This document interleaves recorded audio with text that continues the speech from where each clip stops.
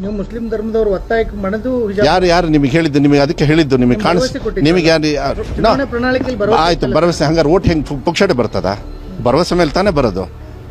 ಗ್ಯಾರಂಟಿಗಳನ್ನು ವಿರೋಧ ಮಾಡಿರ್ತಕ್ಕಂಥ BJP ಅವರು ಈಗ ಅಪ್ಕೊಂಡು ಹಾರಾಡ್ತಾರೆ ಎಲ್ಲ ಊರು ತುಂಬ, ದೇಶದ ತುಂಬ. ನಾಚಿಕೆ ಆಗಲ್ಲ ಅವರಿಗೆ? ಪ್ರಣಾಳಿಕೆಯಲ್ಲಿ ಒಂದು ನಿಮಿಷ, ನೀವು ಮುಸ್ಲಿಂ ಅಂತ ಯಾಕೆ ಹೇಳ್ತಾ ಇದ್ದೀರಾ? ದೇಶದ ಪ್ರಜೆ ಅಂತ ಹೇಳೋದಕ್ಕಾಗೋದಿಲ್ಲ. ಆಯಿತು, ನರೇಂದ್ರ ಮೋದಿ ಅವರು ಪಾಕಿಸ್ತಾನಕ್ಕೆ ಹೋಗಿ ಕೇಕ್ ತಿನ್ಕೊಂಡು ಬಂದ್ರಲ್ಲ, ಕೋಟ್ಯಾಂತರ ರೂಪಾಯಿ ಖರ್ಚು ಮಾಡಿ, ಅದ್ರ ಬಗ್ಗೆ ನೀವು ಚರ್ಚೆ ಮಾಡಿದ್ರ? ನೀವು ನೋಡಿ, ನಾನು ಹೇಳ್ತಾ ಇದ್ದೀನಿ, ಮಾಧ್ಯಮದವರಿಗೆ ನಾನು ರಿಕ್ವೆಸ್ಟ್ ಮಾಡ್ತೀನಿ, ಹೋರಾಟಗಾರರಿಗೂ ರಿಕ್ವೆಸ್ಟ್ ಮಾಡೋಣ. ಯಾಕೆಂದರೆ ನನ್ನ ಕರ್ತವ್ಯ, ನನ್ನ ಧರ್ಮ.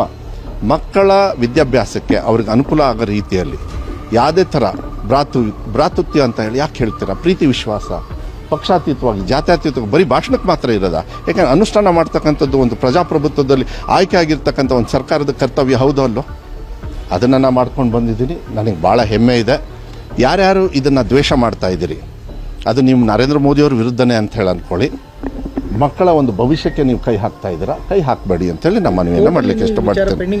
ಅದನ್ನು ಎಲ್ಲ ನೋಡ್ಕೊಂಡಿದ್ದೆ. 22ನೇ ತಾರೀಕು 22ನೇ ಇದನ್ನು ತೆಗೆದ ಮೇಲೆ ನಾನು ನಿನ್ನೆ ಇದ್ರ ಬಗ್ಗೆ ಉತ್ತರ ಕೊಟ್ಟಿದ್ದೀನಿ. ನೀವು ಮಾಧ್ಯಮದವರು ಬರೀ ಅದನ್ನೇ ಕೇಳೋದು ನಿಲ್ಲಿಸಿ, ಅದನ್ನು ಕೇಳಿಸಿ. ಅದು ವಿಡ್ರಾ ಮಾಡ್ತಕ್ಕಂಥದ್ದು ವಿಡ್ರಾ ಮಾಡ್ತಾರೆ, ಅದೆಲ್ಲ ಕಾನೂನು ಇಲಾಖೆ ನೋಡ್ಕೊಳ್ತದೆ. Don't worry. BJP ಅವರು ಇದನ್ನೇ ರಾಜಕೀಯವಾಗಿ ಬಳಸ್ಕೊತಾ ಇರೋದು. ಆಯಿತು, ಮನೆಗೆ ಬಂದು ಟೀ ಕುಡ್ಕೊಂಡು ಹೋಗಿ.